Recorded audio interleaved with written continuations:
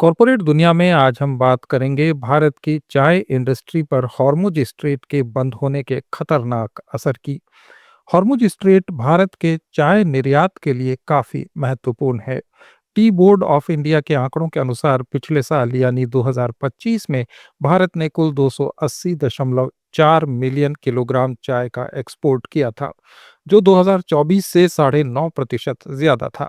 इस एक्सपोर्ट से कुल कमाई 8,488.43 करोड़ रुपए रही, जो 2024 के 7,167 करोड़ रुपए से करीब 18.5% ज्यादा थी। औसत निर्यात मूल्य प्रति किलोग्राम 302.73 रुपए रहा, जो पहली बार 300 रुपए से ऊपर पहुंचा। इस रिकॉर्ड वृद्धि के पीछे मुख्य रूप से असम की ऑर्थोडॉक्स चाय की डिमांड थी, लेकिन अब हॉर्मुज स्ट्रेट बंद होने से ये सारा आंकड़ा खतरे में पड़ गया है। भारत दुनिया का दूसरा सबसे बड़ा चाय उत्पादक देश है। 2025 में भारत में चाय का कुल उत्पादन करीब 1,370 मिलियन किलोग्राम रहा, जिसमें असम का योगदान 687 मिलियन किलोग्राम था। चाय के प्रमुख एक्सपोर्ट मार्केट्स में यूनाइटेड अरब एमिरेट्स को 50.71 मिलियन किलोग्राम, इराक को 52.59 मिलियन किलोग्राम और ईरान को 11.25 मिलियन किलोग्राम चाय एक्सपोर्ट होती है। ये पूरे चाय एक्सपोर्ट का 41% है।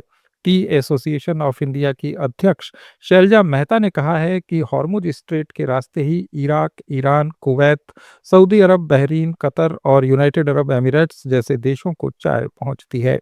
असम की ऑर्थोडॉक्स टी का 50% इन मार्केट्स में ही जाता है। इसलिए हॉर्मुज स्ट्रेट के बंद होने से तत्काल असर ये पड़ा है कि इन देशों की ओर जाने वाले जहाज रुक गए हैं। कई शिपमेंट्स बीच रास्ते में फंस गए हैं या भारतीय पोर्ट्स पर पड़े हुए हैं। तेल की कीमतें $100 बैरल से ऊपर पहुंच गई हैं, जिससे बंकर फ्यूल महंगा हो गया है। जहाज़ों का इंश्योरेंस प्रीमियम भी लड़ाई के जोखिम के कारण कई गुना बढ़ चुका है। टी एक्सपोर्टर्स को अब हर कंटेनर पर 40 से 50% ज्यादा खर्च करना पड़ रहा है। पहले न्यावाशेवा से यूरोप जाने वाले कंटेनर का खर्च 1200 से $1850 था, लेकिन अब ये $2,500 से ज्यादा पहुंच गया है। चाय जैसे हल्के माल के लिए ये अतिरिक्त लागत मार्जिन को पूरी तरह खा रही है। छोटे एक्सपोर्टर और असम के छोटे टी प्रोड्यूसर्स इससे सबसे ज्यादा प्रभावित हो रहे हैं, क्योंकि उनके पास बड़े ऑर्डर या लंबी अवधि के कॉन्ट्रैक्ट नहीं होते। कई निर्यातक अब अपने ऑर्डर कैंसिल करने या डिलीवरी में देरी करने की बात कह रहे हैं। ईरान और इराक जैसे बाजारों में पेमेंट्स भी अटक गए हैं। लेकिन हॉर्मुज बंद होने के दूरगामी परिणाम और ज्यादा गंभीर हो सकते हैं। अगर स्ट्रेट बंदी लंबी चली तो भारत को अपनी चाय अफ्रीका के रास्ते घुमाकर भेजनी पड़ेगी, जिससे ट्रांजिट टाइम 15 से 20 दिन बढ़ जाएगा। इससे चाय की ताजगी कम हो जाएगी और ग्राहक दूसरे सप्लायर जैसे केन्या या श्रीलंका की ओर मुड़ सकते हैं। अगर ये बाजार छूट गया तो कुल निर्यात में 30 से 40% की कमी आ सकती है। असम के टी गार्डन से लाखों लोगों को रोजगार मिलता है। वहां बिक्री घटने से मजदूरी और उत्पादन पर असर पड़ेगा। छोटे चाय उत्पादक जो पहले से ही मौसम और कीटनाशकों की समस्याओं से जूझ रहे हैं, उनके लिए ये संकट और बड़ा हो जाएगा। टी बोर्ड ऑफ इंडिया और टी एसोसिएशन ऑफ इंडिया ने इस स्थिति का आकलन किया है। शैलजा मेहता ने कहा कि इस साल निर्यात पर दबाव पड़ सकता है। उन्होंने बाजार डाइवर्सिफिकेशन और पॉलिसी हेल्प की मांग भी की है। टी बोर्ड पहले से ही यूरोप, अमेरिका और जापान जैसे बाजारों में दार्जिलिंग और नीलगिरी चाय को बढ़ावा दे रहा है, लेकिन वेस्ट एशिया की तुलना में वहाँ कीमतें ज्यादा हैं और मांग भी स्थिर नहीं है। टी बोर्ड के अनुसार 2025 में जर्मनी और जापान ने प्रीमियम चाय के लिए अच्छी कीमत दी थी, लेकिन इसकी क्वांटिटी कम थी। अब हॉर्मुज संकट के कारण बोर्ड को नए मार्केट जैसे अफ्रीका, दक्षिण पूर्व एशिया और लैटिन अमेरिका की ओर ध्यान देना होगा। भारतीय कंपनियों पर इसका असर अलग अलग स्तर पर पड़ रहा है। टाटा कंज्यूमर प्रोडक्ट्स और हिंदुस्तान यूनिलीवर जैसी बड़ी कंपनियां अपनी ब्रांडेड चाय के जरिए घरेलू बाजार पर निर्भर हैं, लेकिन इनका भी काफी बड़ा हिस्सा निर्यात होता है। असम बेस्ड कंपनियां जैसे मैक्लोड रसेल या छोटे निर्यातक सबसे ज्यादा प्रभावित हो रहे हैं, क्योंकि उनका 40 से 50% कारोबार वेस्ट एशिया से जुड़ा हुआ है। इन कंपनियों को अब अपनी स्टॉक होल्डिंग बढ़ानी पड़ रही है, जिससे उनका कैश फ्लो प्रभावित हो रहा है। कई कंपनियां एयर कार्गो का सहारा ले रही हैं, लेकिन ये काफी महंगा है। असम के चाय उद्योग में 50% से ज्यादा छोटे उत्पादक हैं, जिनके पास निर्यात का सीधा संपर्क नहीं है, लेकिन बागानों की चाय एक्सपोर्टर्स को बेची जाती है। अगर निर्यात घटा तो नीलामी में कीमतें गिरेंगी और चाय बागान मालिकों को भी नुकसान होगा। इस संकट से जुड़े कई और महत्वपूर्ण मुद्दे हैं। भारत अपना 80% से ज्यादा क्रूड ऑयल हॉर्मुज स्ट्रेट के रास्ते आयात करता है।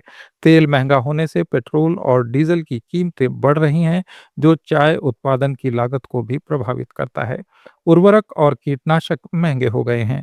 ट्रांसपोर्ट का खर्च बढ़ने से चाय की पत्तियां बागान से फैक्ट्री तक पहुंचाने का खर्चा भी ज्यादा हो गया है। इससे कुल उत्पादन लागत में 10 से 15% की वृद्धि हो सकती है। टी इंडस्ट्री पहले से ही क्लाइमेट चेंज, श्रम संकट और इंपोर्टेड टी के सस्ते विकल्प से जूझ रहा है। हॉर्मुज संकट ने इन समस्याओं में और इजाफा किया है। सरकार की ओर से कुछ कदम उठाए जा रहे हैं। कॉमर्स मिनिस्ट्री ने एक्सपोर्टर्स से बात की है और बीमा कवरेज बढ़ाने की कोशिश भी की जा रही है। कुछ कंपनियों को अल्टरनेटिव रूट्स पर सब्सिडी देने की चर्चा भी सुनाई दे रही है, लेकिन विशेषज्ञों का मानना है कि ये प्रयास काफी नहीं है। रूस, यूरोप और अमेरिका जैसे बाजारों में भारतीय चाय का प्रमोशन बढ़ाना होगा।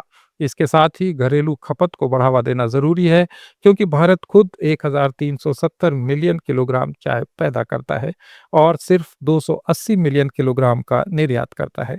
बाकी सारी चाय घरेलू बाजार में बिकती है। अगर निर्यात घाटा हुआ तो घरेलू कीमतें भी गिर सकती हैं, जो चाय उत्पादकों के लिए फायदेमंद नहीं होगा। चाय उद्योग के लिए ये संकट इसलिए अहम है क्योंकि 2025 में पहली बार चाय के एक्सपोर्ट ने रिकॉर्ड बनाया था। अब अगर इस साल निर्यात 20% भी कम हो गया तो कुल कमाई 1700 करोड़ रुपए से ज्यादा कम हो सकती है। इससे लाखों रोजगार प्रभावित होंगे। असम, पश्चिम बंगाल और दक्षिण भारत के चाय बागानों में महिलाएं और आदिवासी समुदाय मुख्य रूप से काम करता है, जिसकी आय पर इसका सीधा असर पड़ेगा।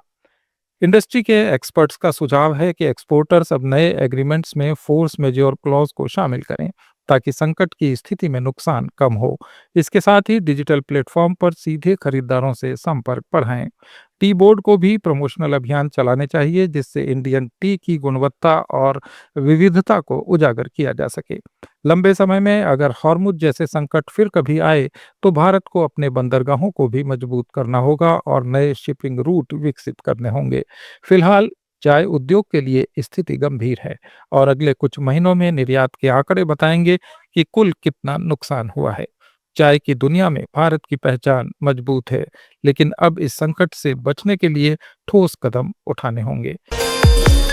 कॉरपोरेट दुनिया में आज इतना ही। कॉरपोरेट सब्जेक्ट्स पर हमारे इस डेली ऑडियो वीडियो शो को रोज देखने के लिए फॉलो करें let's mic channel.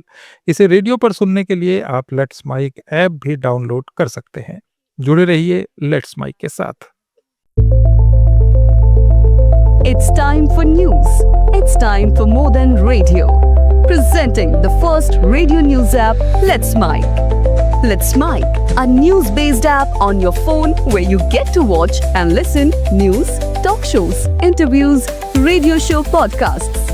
On Let's Mic, you get all relevant information of TV, print, radio, podcast, and digital. Let's Mic talks about every segment of life.